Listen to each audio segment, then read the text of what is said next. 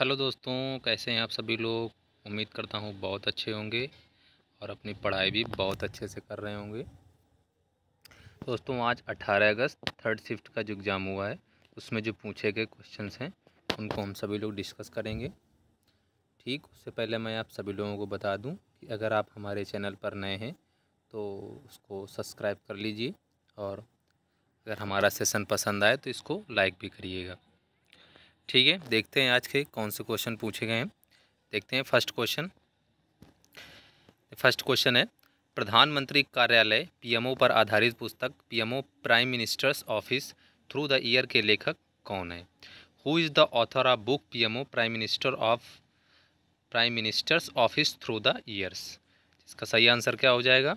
हिमांशु रॉय। सही answer A number. Next question जो पूछा गया है, जैन धर्म की 412वीं ईस्वी में वल्लभी में आयोजित परिषद कौन सी संख्या की थी। Means which numbered council of Jainism was held at Vallabhi in 512 EC.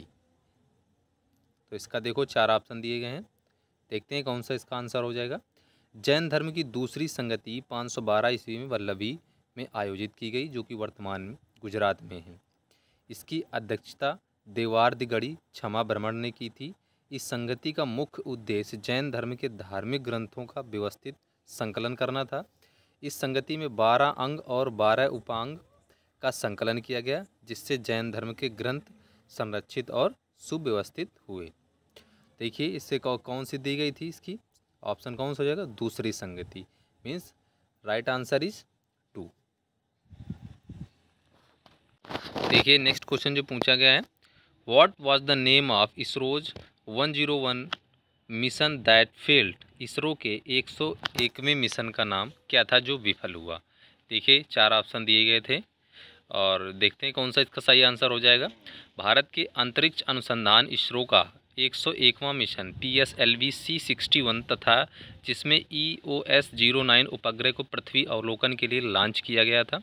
यह मिशन 18 मई 2025 को श्रीहरिकोटा के सतीश धवन अंतरिक्ष केंद्र से सुबह 5:59 लॉन्च किया गया था। हालांकि पहले 2 चरणों में प्रदर्शन समान रहा, लेकिन तीसरे चरण में तकनीकी गड़बड़ी के कारण मिशन विफल हो गया था। इसका सही आंसर क्या हो जाएगा? PSLV C61 EOS-09। Option A is the right answer. देखिए नेक्स्ट क्वेश्चन जो पूछा गया है, how many Agams were there in Jainism. Jain धर्म के कितने आगम थे? 4 ऑप्शन दिए गए थे, देखते हैं कौन सा इसका सही आंसर हो जाएगा।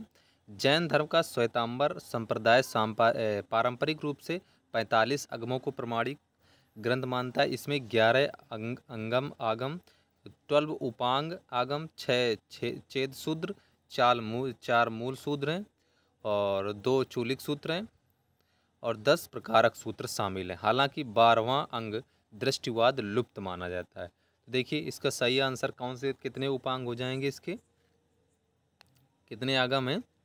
इसके 12 आगम हो जाएंगे। सही answer is 12। Option is the right answer. Next question जो पूछा गया है, संविधान के 101वें संशोधन किससे संबंधित है। तो संविधान का 101वां संशोधन अधिनियम जो किससे संबंधित है? हमारा GST से संबंधित, मीन्स वस्तु एवं सेवा कर। नेक्स्ट क्वेश्चन जो पूछा गया है, भारतीय संविधान में संविधान संशोधन किस अनुच्छेद के तहत किया जाता है। Means under which article of the Indian constitution are constitutional amendments made. Means देखिए 4 ऑप्शन दिए गए थे, 368, 370 और आर्टिकल 352, आर्टिकल 356। तो कौन सा इसका सही आंसर हो जाएगा? आर्टिकल 368 के तहत भारत में संविधान संशोधन किया जाता है। तो are option A is the right answer. देखिए नेक्स्ट क्वेश्चन जो पूछा गया है, भारतीय मरुस्थल के पूर्व में कौन सा पर्वत स्थित है। It means which mountain range is located to the east of the Indian desert. देखिए 4 ऑप्शन दिए गए थे, अरावली पर्वत, विंध्याचल पर्वत, पश्चिमी घाट एंड हिमालय। तो राइट आंसर कौन सा हो जाएगा? ऑप्शन ए अरावली पर्वत, मीन्स अरावली रेंज। देखिए नेक्स्ट क्वेश्चन जो पूछा गया है, विच mountain range separates the Kashmir valley from the rest of the Himalaya. Kashmir घाटी को शेष हिमालय से कौन सा पर्वत अलग करता है? जिसके 4 आंसर दिए गए हैं, पीर पंजाल पर्वत, जास्कर पर्वत, लद्दाख पर्वत या काराकोरम पर्वत। तो इसका राइट आंसर कौन सा हो जाएगा? ऑप्शन ए, पीर पंजाल पर्वत, मीन्स पीर पंजाल रेंज। देखिए नेक्स्ट क्वेश्चन जो पूछा गया है 1947 से, मीन्स नेक्स्ट क्वेश्चन जो पूछा गया है, between 1947 and 1991 what was the main occupation of the majority of the people in India. 1947 से 1991 तक भारत में अधिकांश लोगों का मुख्य रोजगार कौन सा था? देखिए 4 ऑप्शन दिए गए थे, कृषि, विनिर्माण, सेवा क्षेत्र या व्यापार। तो 1947 से 1991 तक भारत में अधिकांश लोगों का जो मुख्य व्यापार था वो क्या था? कृषि था। स्वतंत्रता के समय भारत की अधिकांश जनसंख्या गांव में ही रहती थी और कृषि पर निर्भर थी, जो देश की अर्थव्यवस्था का महत्वपूर्ण हिस्सा था। तो इसका राइट आंसर कौन सा हो जाएगा? ऑप्शन ए, कृषि मीन्स एग्रीकल्चर। नेक्स्ट क्वेश्चन जो पूछा गया है, इन 1829 विलियम बेंटिक्स बैंड विच प्रैक्टिस। 1829 में विलियम बेंटिक ने किस प्रथा पर रोक लगाई थी? जिसके 4 ऑप्शन दिए गए थे, सती प्रथा, बाल विवाह, दास प्रथा या जुल्म और अत्याचार। तो इसका राइट आंसर कौन सा हो जाएगा? सती प्रथा means sati practice. Next question जो पूछा गया है, which is the largest grammar work of the Tamil Sangam period. Tamil Sangam का सबसे बड़ा व्याकरण ग्रंथ कौन सा था? तो ऑप्शन ए था थोलकापियन, नालाडियर, पेरियापुरन एंड अक्कम। तो राइट आंसर इसका कौन सा हो जाएगा? थोलकापियम। तमिल से राइट आंसर थोलकापियम तमिल भाषा का सबसे प्राचीन और सबसे बड़ा व्याकरण ग्रंथ है। तो option A is the right answer. Next question जो पूछा गया है, which plateau in Australia is found from volcanic lava. Australia का वह पठार कौन सा है जो ज्वालामुखी के लावा से बना है? तो इसका राइट आंसर हो जाएगा ऑस्ट्रेलिया का एथरन टेबललैंड पठार ज्वालामुखी के लावा से बना है। यह पठार क्वींसलैंड में स्थित है और इसकी उपजाऊ मिट्टी ज्वालामुखी गतिविधि के कारण बनी है। नेक्स्ट क्वेश्चन जो पूछा गया है, during the Rowlatt Act 1919 in which region was martial law imposed. Rowlatt Act 1919 के समय किस क्षेत्र में मार्शल लॉ लागू किया गया था? राइट आंसर 4 ऑप्शन इसके दिए गए हैं, पंजाब, बंगाल, मद्रास या महाराष्ट्र। तो रॉलेट एक्ट 1919 ब्रिटिश सरकार द्वारा पारित किया गया था, जिससे किसी व्यक्ति को बिना मुकदमे के गिरफ्तार और जेल में रखा जा सकता था। इस एक्ट के विरोध में पंजाब में व्यापक विरोध और आंदोलन हुए। इस विरोध के चलते अमृतसर में जलियांवाला बाग हत्याकांड हुआ और पंजाब में मार्शल लॉ लागू किया गया। तो राइट आंसर कौन सा हो जाएगा? Option A, Punjab. देखिए नेक्स्ट क्वेश्चन जो पूछा गया है, how many members are there in the monetary policy committee. मौद्रिक नीति समिति में कितने सदस्य होते हैं? इसके 4 ऑप्शन दिए गए थे, 5 सदस्य, 6 सदस्य, 7 सदस्य या 9 सदस्य। तो देखिए कौन सा आंसर हो जाएगा इसका। मौद्रिक नीति समिति भारत में भारतीय रिजर्व बैंक और सरकार के संयुक्त निकाय के रूप में काम करती है। इसका मुख्य उद्देश्य मौद्रिक नीति के माध्यम से मुद्रास्फीति को नियंत्रित करना और आर्थिक स्थिरता बनाए रखना। एमपीसी में कुल 6 सदस्य होते हैं, 3 आरबीआई अधिकारी होते हैं और 3 सरकार द्वारा नामित विशेषज्ञ होते हैं। समिति निर्णय मतदान द्वारा करती है और अगर बराबरी होती है तो आरबीआई गवर्नर का वोट निर्णायक होता है। तो इसका राइट आंसर कौन सा हो जाएगा? Option B, 6 members. Next question जो पूछा गया है, what is the current resolution capacity of India's weather forecasting system. भारतीय मौसम पूर्वानुमान प्रणाली में मौजूदा रिजोल्यूशन क्षमता कितनी है? इसके 4 ऑप्शन दिए गए थे, देख लेना। देखते हैं कौन सा आंसर हो जाएगा। भारत सरकार ने 26 मई 2025 को भारत पूर्वानुमान प्रणाली का शुभारंभ किया, जो कि दुनिया की सबसे उच्च रेजोल्यूशन मौसम पूर्वानुमान प्रणाली है। इस प्रणाली में मौसम पूर्वानुमान की रेजोल्यूशन क्षमता 6 किलोमीटर है, जो पहले की 12 किलोमीटर से दुगनी है। यह उन्नति भारतीय मौसम विभाग आईएमडी और भारतीय उष्णकटिबंधीय मौसम विज्ञान संस्थान पुणे द्वारा संयुक्त रूप से की गई है। इस नई प्रणाली के माध्यम से हर गांव तक सटीक और स्थान विशिष्ट मौसम पूर्वानुमान पहुंचाया जा सकता है, जिससे कृषि, आपदा प्रबंधन और परिवहन जैसे क्षेत्रों में बेहतर तैयारी संभव हो सकती है। तो इसका राइट आंसर कौन सा हो जाएगा? Option number B, 12 kilometre. देखिए नेक्स्ट क्वेश्चन जो पूछा गया है, which organisation recently launch the cyber safe Delhi compare to the raise awareness about cyber crime in Delhi. Delhi में हाल ही में साइबर अपराध से जागरूकता बढ़ाने के लिए किस संस्था ने साइबर सेफ दिल्ली अभियान शुरू किया है? इसके 4 ऑप्शन दिए गए हैं, देख लेना। देखिए सही आंसर क्या हो जाएगा इसका? दिल्ली ने हाल ही में साइबर सेफ दिल्ली अभियान शुरू किया है, जिसका उद्देश्य नागरिकों को साइबर अपराध और डिजिटल धोखाधड़ी के प्रति जागरूक करना। यह अभियान भारतीय सूचना एवं अनुप्रयोग संस्थान और दिल्ली पुलिस की IFSO यूनिट के सहयोग से चलाया गया है। इसका देखिए कौन सा इसका राइट आंसर हो जाएगा? ऑप्शन बी, भारतीय सूचना एवं अनुप्रयोग संस्थान या अनुसंधान। देखिए नेक्स्ट क्वेश्चन जो पूछा गया है, under which list of the Indian constitution do cooperative services societies fall? सहकारी समिति भारत के संविधान की किस सूची में आती है? देखिए 4 ऑप्शन दिए गए इसका, देख लेना और देखते हैं इसका राइट आंसर कौन सा हो जाएगा। सहकारी समिति भारत के संविधान की 7वीं अनुसूची की राज्य सूची में आती हैं। विशेष रूप से भारतीय संविधान के भाग 9B में सहकारी समितियों के संबंध में प्रावधान है, जो कि 2011 में 97वें संविधान संशोधन अधिनियम द्वारा जोड़ा गया था। इसका राइट आंसर कौन सा हो जाएगा? राज्य सूची, ऑप्शन नंबर ए।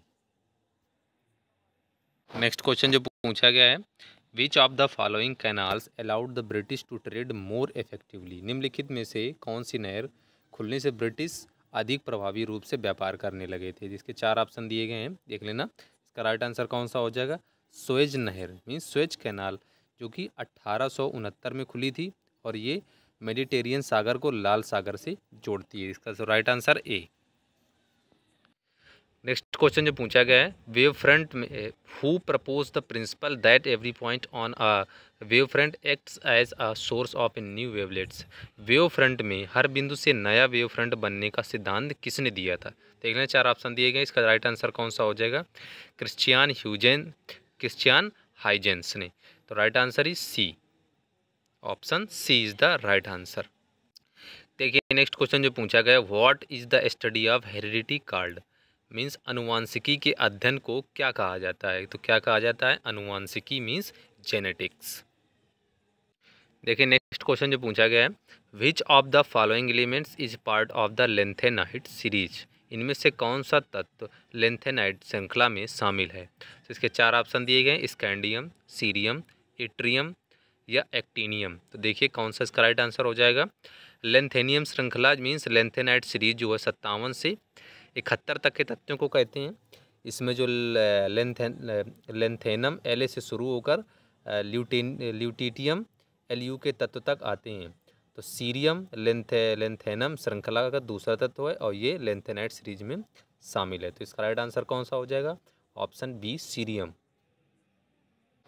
देखिए नेक्स्ट क्वेश्चन जो पूछा गया है, which of the following connects Delhi, Mumbai, Chennai and Kolkata? Delhi, Mumbai, Chennai और कोलकाता को कौन जोड़ता है?